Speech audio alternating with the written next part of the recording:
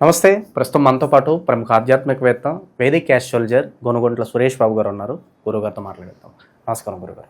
మణికంఠ గారు నమస్కారం అండి. అక్టోబర్ మాసం విశేషంగా తుల రాశి వాళ్ళకి ఈ నెల ఏ విధంగా కలిసి రాబోతుంది, ఎలాంటి జాగ్రత్తలు తీసుకోవాలి, ఓవరాల్గా ఎలాంటి పరిస్థితులు వీళ్ళకి ఎదురయ్యే అవకాశాలు కనిపిస్తుంది?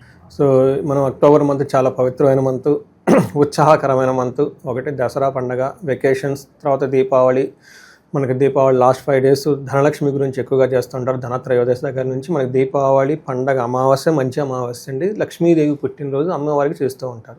సో ఎవరైతే ఆర్థికంగా ఉన్నతంగా ఎదగాలనుకుంటున్నారో ఈ టైంలో కార్లు కొనుక్కోవటం కానివ్వండి, కొత్తగా రియల్ ఎస్టేట్ లాంటివి స్టార్ట్ చేయడానికి కానివ్వండి, అన్ని విధాలా మంచిది. ఒక బెస్ట్ టైం అని మనం అనుకోవాలన్నమాట. పర్టికులర్గా బిజినెస్ పీపుల్ ఎవరున్నా, పీపుల్ ఓరియంటెడ్ జాబ్లు ఎవరు చేస్తున్నా, మేనేజర్లు, మిడ్ లెవెల్ మేనేజర్లు, సి లెవెల్ మేనేజర్స్ ఉన్నా కానీ వీళ్ళకి ఒకటి ఏమంటారంటే అండి, వాళ్ళకున్న స్కిల్ సెట్కి కొత్త రూపం ఇవ్వాల్సిన టైం అని మనకు చెప్తూ ఉంటారు.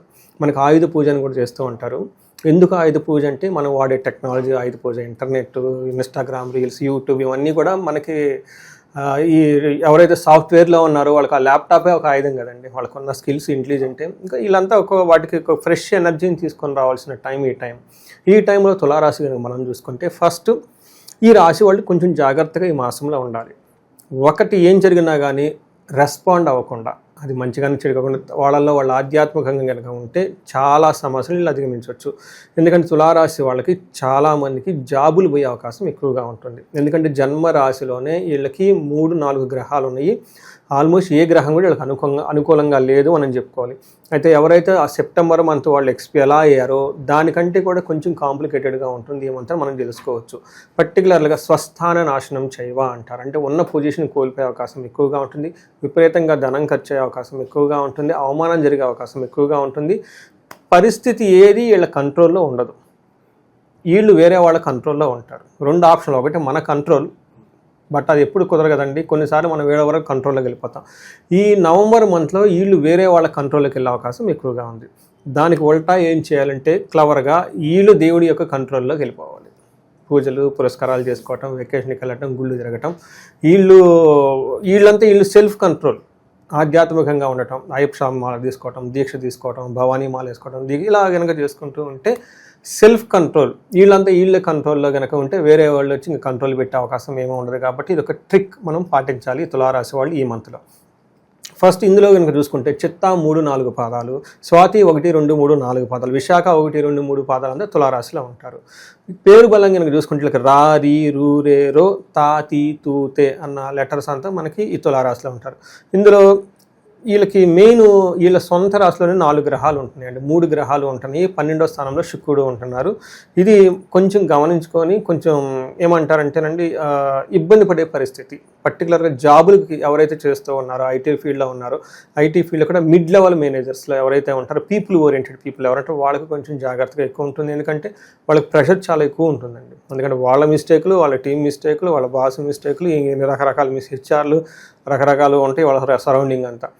దీంతో పాటు ఇంటికి సంబంధించిన బరువులు, బాధ్యతలు ఉంటాయి, తల్లిదండ్రులు ఉంటాయి. ఎందుకంటే 40s is the kind of game changer age అని మనం అనుకోవాలన్నమాట. కానీ అదృష్టం వచ్చి లైఫ్లో ఒక మెట్టెక్కాల్సిన టైం కూడా ఇదే అండి. బట్ ఎక్కువ ఛాలెంజెస్ కూడా ఉండేది ఇదే. కాబట్టి వీళ్ళకి సంబంధించి ఏజ్ గ్రూప్ వాళ్ళకి ఎక్కువగా ఒక స్పెషల్ రీసెర్చ్ లాగా పెట్టుకొని వర్క్ చేస్తూ ఉన్నామండి నేను, మా టీం అంతా. ఆధ్యాత్మికంగా, స్పిరిచువల్గా వాళ్ళకి ఏమేమి ఛాలెంజెస్ ఉంటాయి, ఎలా ముందుకెళ్తే బాగుంటుంది, ఏ పరిహారాలు చేసుకుంటే వాళ్ళకి so that they will cope up with all the surrounding people and factors అని వర్క్ చేస్తూ ఉన్నాం అనమాట. చాలా మంచి రిజల్ట్ వచ్చేస్తున్నాయి. చక్కగా యుఎస్ నుంచి, కెనడా నుంచి, ఆఫ్రికా నుంచి, ఉగాండా నుంచి కూడా ఫోన్ కాల్స్ వచ్చేసి అవి చేయించుకుంటున్నారండి. ఎవరైనా కనుక రాసి వాళ్ళు కొంచెం ఇబ్బంది పడుతూ ఉంటే ఒకసారి మనకు కాల్ చేస్తే వాళ్ళకి హెల్ప్ గైడెన్స్ ఇవ్వచ్చు ఎలా వెళ్ళాలనేది. ఇందులో మనం చూసుకుంటే వీళ్ళకి 12వ స్థానంలో సూర్యుడు 11వ స్థానంలో వీళ్ళకి ఎలా ఉంటుందంటే లఘుగోచరం, సూక్ష్మగోచరం ప్రకారం స్థాననాశనం, శత్రుపీడనం, అర్ధక్షయం, అర్ధ ప్రాప్తి అని చెప్తూ ఉంటుంది. అంటే సింపుల్గా చెప్పాలంటే ఉన్న పొజిషన్ కోల్పోయే అవకాశం ఎక్కువగా ఉంటుంది. శత్రువులు విపరీతమైన పీడిస్తారు. ధనం రావాల్సిన ధనం రాదు, ఉన్న ధనం పోతుంది. దీన్ని బట్టి ఇంకా మీరు ఎలా ఉందో అర్థం చేసుకోవచ్చు ఈ రాశి వాళ్ళకి.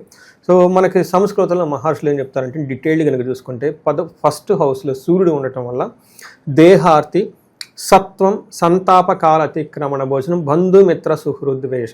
ఈ టైంలో వీళ్ళకి బంధువుల దగ్గర నుంచి సపోర్ట్ రాదు, ఇంట్లో సపోర్ట్ రాదు, బాస్ దగ్గర నుంచి సపోర్ట్ రాదు. వాళ్ళ హెల్త్ కూడా వాళ్ళకి సహకరించదు. సో ఏ విధంగా చూసుకున్నా కానీ వీళ్ళకి ఇందాక చెప్పినట్లు వీళ్ళు ఈ టైంలో ఎవరికి వీళ్ళ కంట్రోల్ ఏది ఉండదు. వీళ్ళు వేరే వాళ్ళ కంట్రోల్కి వెళ్ళిపోయే సిచ్యువేషన్ ఉంటుంది కాబట్టి మనం డైజెస్ట్ చేసుకోలేరు ఎవరు కూడాను. ఎందుకంటే మనం బై డిఫాల్ట్ వేరే వాళ్ళని కంట్రోల్ చేయాలనుకుంటాం కానీ వేరే వాళ్ళ కంట్రోల్లో మనం ఉండాలనుకుంటాం. బట్ పరిస్థితి అయితే ఎలా ఉంది కొంచెం గమనించుకోవాలి.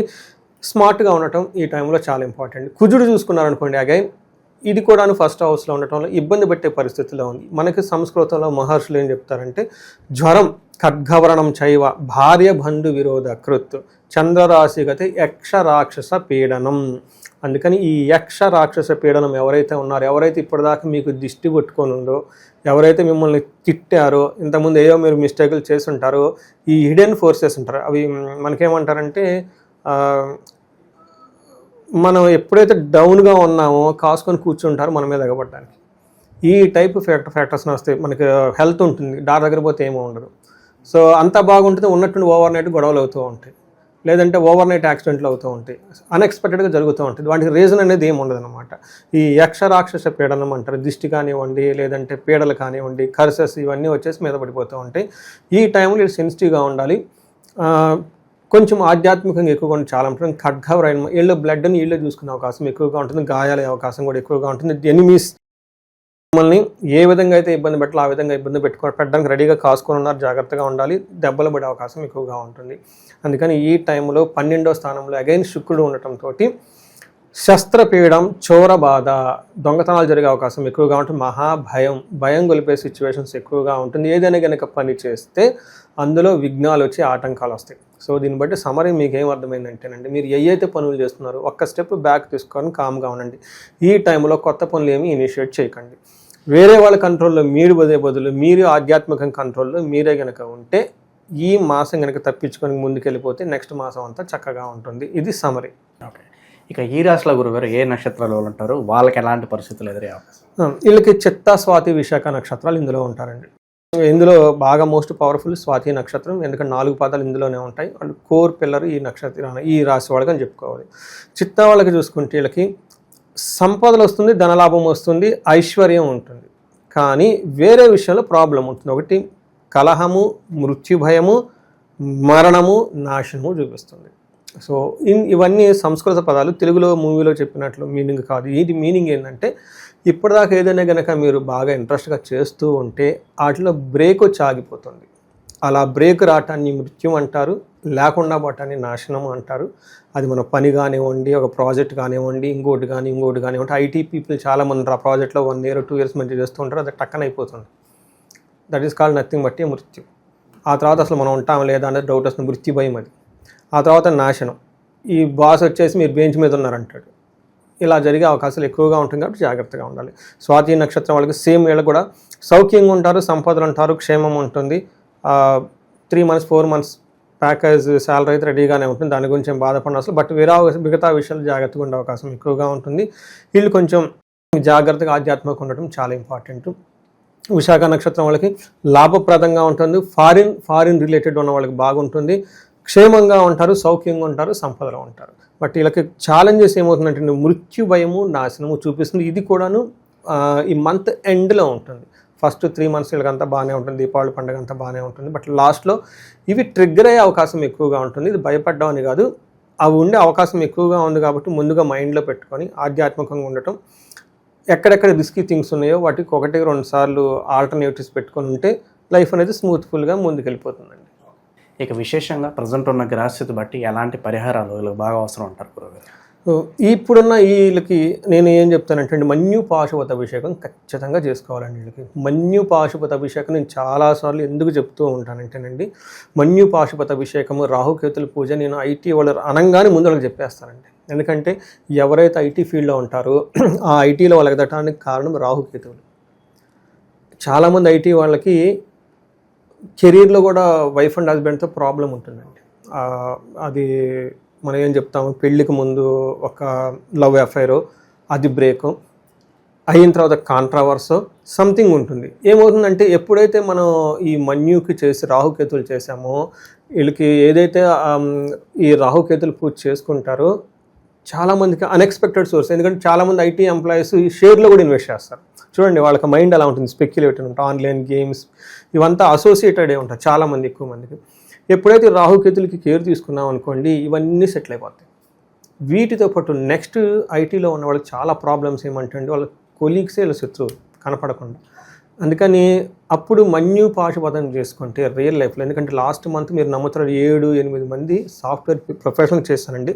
అంటే నాకు రియల్ లైఫ్లో చూస్తూ ఉంటాం, ఈ హోమం అయిపోయింది, నెక్స్ట్ ఫీడ్బ్యాక్ ఎలా ఉంటుంది. నేనేం చేస్తానన్నా, హోమం చేయించుకున్నా, అభిషేకం చేయించుకున్నా, 4-5 months నా నెంబర్ వాళ్ళు కంప్లీట్, నాకు ఎనీ టైం వాళ్ళు కాల్ చేయొచ్చు. ఎందుకంటే ఇది ఆబ్లిగేషన్, స్పిరిచువల్ ఆబ్లిగేషన్ కదండి. నమ్మి వచ్చి గైడెన్స్ ఇచ్చిన తర్వాత ఇన్వెస్ట్మెంట్ చేస్తారు, డబ్బులు ఖర్చు పెడతారు, ఆ తర్వాత రిజల్ట్ రావాలి కదండి. నా అప్రోచ్ ఏంటంటే ప్రాబ్లమ్ సాల్వింగ్ లాగా. మన దగ్గరికి ఎందుకు వస్తారండి వాళ్ళు, వాళ్ళకి ఏదైనా ప్రాబ్లమ్ వస్తే ఆ ప్రాబ్లమ్ కిల్ చేయాలనేది ఆ గైడెన్స్ అనేది నేను అనమాట. అందుకని నువ్వు చేసిన తర్వాత నేను ఫీడ్బ్యాక్ తీసుకుంటాను, ఎన్ని రోజులకి ఎలా ఉంది, తర్వాత ఎలా ఉంది, తర్వాత నాకు వెంటనే చెప్తూ ఉంటారు ఆ సిగ్నల్స్, పాజిటివ్ సిగ్నల్స్ అంతా.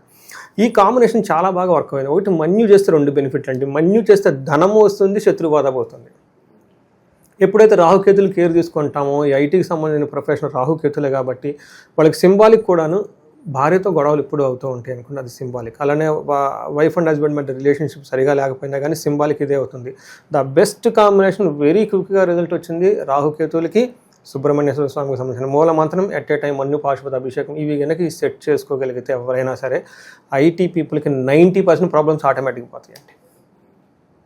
ఇది నేను రియల్ టైంలో మా క్లయింట్లకు చేయించి వాళ్ళు ఇచ్చిన ఫీడ్బ్యాక్ని పెట్టేసి ఏమంటారు, ఇది రియల్ టైంలో కేస్ స్టడీ లాగా చేసి ఇప్పుడు సాలిడ్ అయిపోయాను అనమాట. సాలిడ్ అయ్యి రీసెంట్గా లాస్ట్ మంత్ కూడా 8 దాకా చేయించండి. They are giving very good positive feedback అండి. ఇది చేయించుకోవాలని చెప్పేసి అందరికీ నేను చెప్తాను. ఓవరాల్గా ఈ రాశి వాళ్ళందరికీ ఏ విధమైన పరిస్థితులు రాబోతున్నాయి, ఎలాంటి జాగ్రత్తలు తీసుకోవాలి నెలలో మీ మాటల్లో చాలా బాగా వివరించారు. ధన్యవాదాలు సార్. ధన్యవాదాలు.